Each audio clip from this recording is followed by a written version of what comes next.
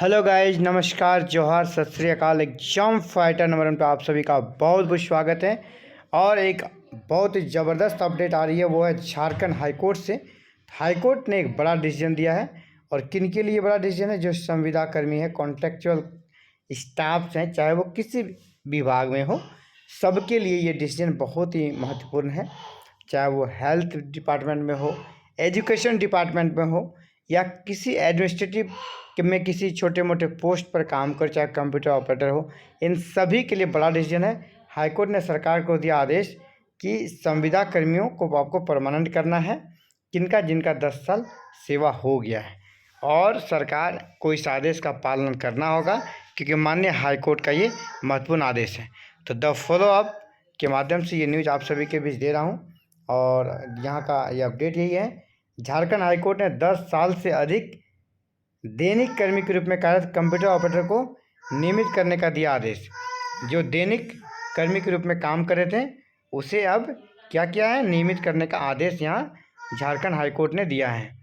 और ये 10 जून का ही रिपोर्ट है, यानी परसों का ये न्यूज़ है।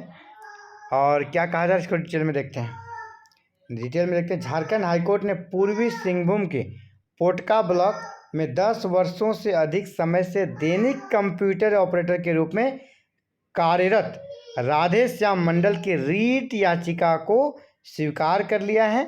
न्यायमूर्ति आनंदा सेन की अदालत ने अपने आदेश में कहा कि प्रार्थी 10 साल से अधिक समय से अस्थायी कंप्यूटर ऑपरेटर के पद पर सेवा दे रहा है।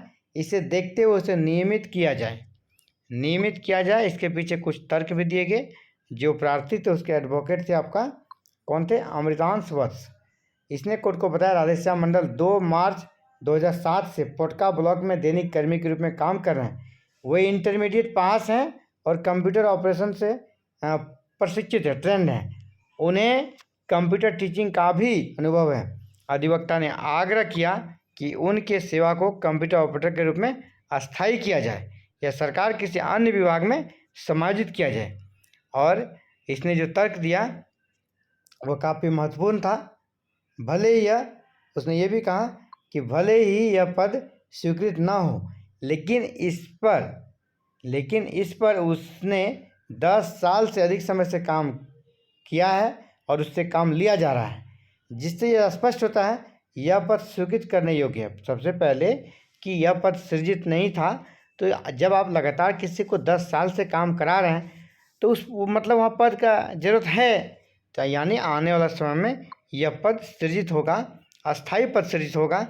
तो यहाँ पर अगर अस्थाई आप करते हैं तो कोई दिक्कत वाली बात नहीं है। उन्होंने सुप्रीम कोर्ट के उन आदेशों का भी हवाला दिया जिसमें संविदा या दैनिक कर्मियों को नियमित करने का निर्देश माननीय सुप्रीम कोर्ट के द्वारा भी दिया जा चुका है। प्रार्थी का पक्ष सुनने के बाद कोर्ट ने सुप्रीम कोर्ट के आदेशों का उल्लेख करते हुए सरकार को यह आदेश दिया कि आप राधेश्याम मंडल को तत्काल नियमित करें। तत्काल यानी तुरंत इनको अब इनकी सेवा किया जाएगी नियमित। लेकिन यह कोई एक राधेश्याम मंडल का मामला नहीं है, यह टोटल जितने भी दैनिक कर्मी हैं, चाहे वो किसी भी डिपार्टमेंट में हो, चाहे वो टीचिंग डिपार्टमेंट में हो, हेल्थ डिपार्टमेंट में हो, या कोई भी डिपार्टमेंट रहे झारखंड सरकार का, यह सब पे लागू होगा। क्योंकि इसी ग्राउंड पर वो भी अस्थाई का डिमांड करेंगे और उनको भी कोर्ट से जीत मिलेगी और फिर वो भी परमानेंट हो सकते हैं इस रास्ते के माध्यम से। तो फिलहाल ये बड़ी अपडेट आई थी झारखंड हाई कोर्ट से। इसी प्रकार आगे कोई भी अपडेट आती है इससे जुड़ी हुई, तो आपको इसकी सूचना हमारे कह सकते हैं चैनल पर मिल जाएगी।